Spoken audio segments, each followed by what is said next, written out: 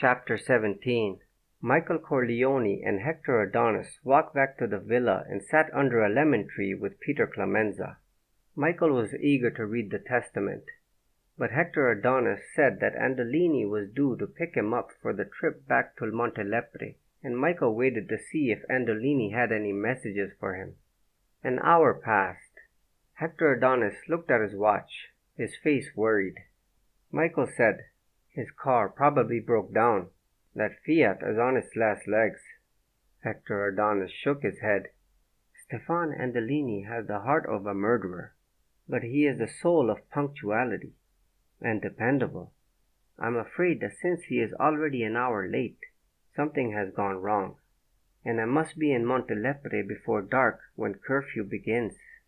Peter Clemenza said, "My brother will give you a car and drive." Adonis thought about this for a moment. "No," he said, "I will wait. It's important that I see him." Michael said, "Do you mind if we go on and read the testament without you? How do you open the statue?" Hector Adonis said, "Of course, read it. As for opening it, there is no trick. It is carved out of solid wood. The head was soldered on after Turi put the papers inside. You simply chop off the head.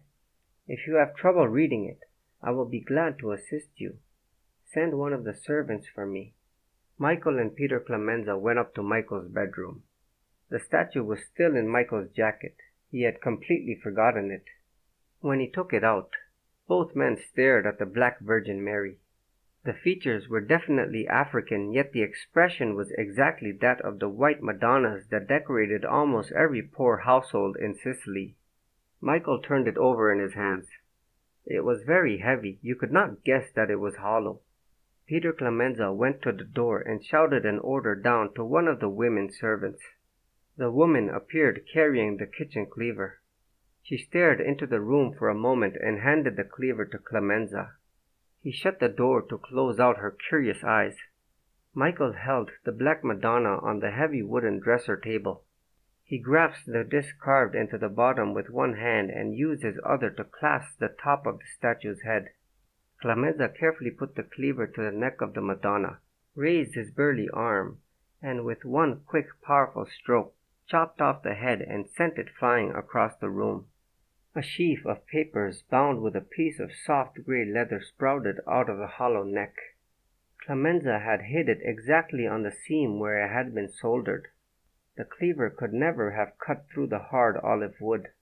He put the cleaver on the table and pulled the papers out of the headless statue. He loosened the leather thong and spread the papers out on the table. They consisted of one sheaf of about 15 onion skin pages covered with close handwriting in black ink.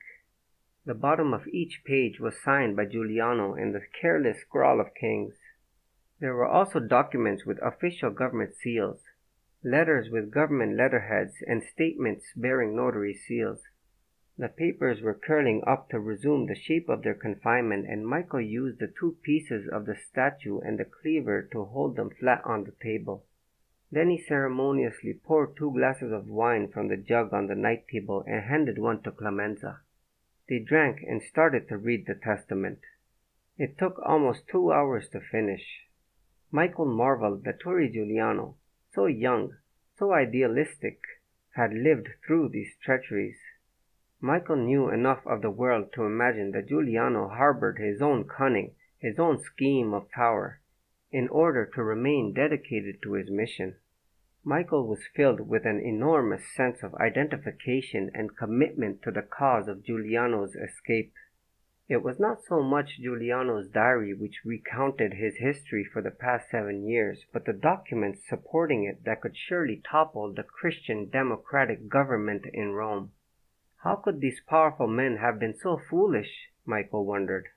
A note signed by the cardinal, a letter sent by the Minister of Justice to Don Croce asking what could be done to crush the demonstration at Ginestra, all coyly worded to be sure, but damning in the light of events that followed.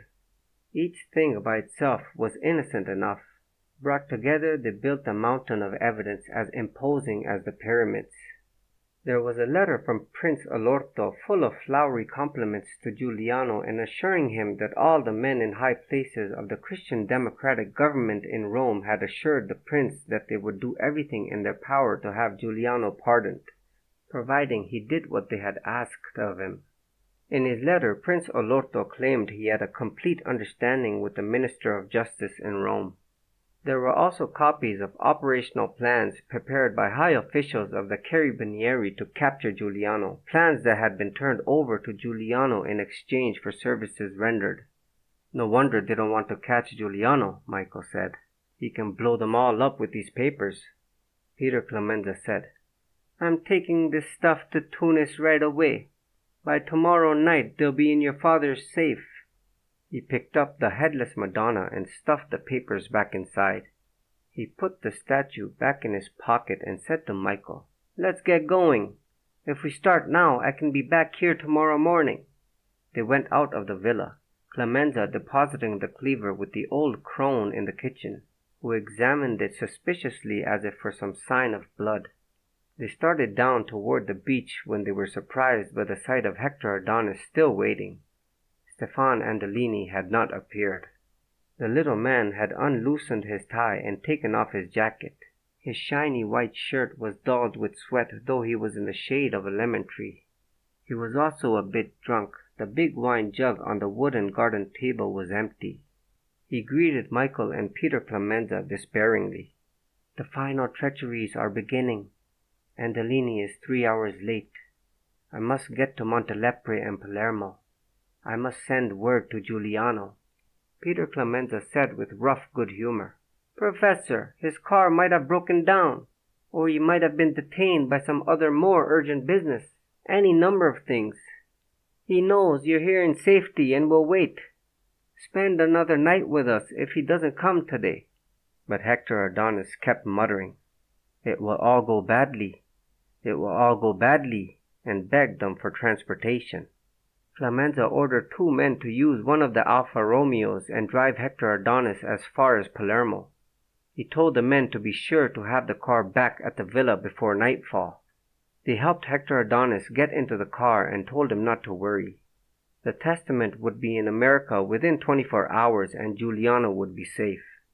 After the car rolled through the gates, Michael walked down to the beach with Clemenza and watched him get on the motor launch, and continued watching as the boat started its journey to Africa. I'll be back in the morning, Peter Clemenza called out, and Michael wondered what would happen if this was the night Giuliano chose to appear. Later he had dinner, the 2 old women serving him. Afterward he walked along the beach until turned back by the guards at the perimeter of the villa's estate.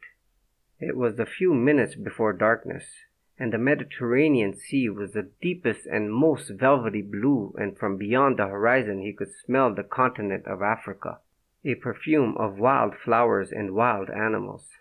Here by the water there was not the whirring of insects. Those creatures needed the lush vegetation, the smoky heated air of the interior. It was almost as if a machine had stopped running.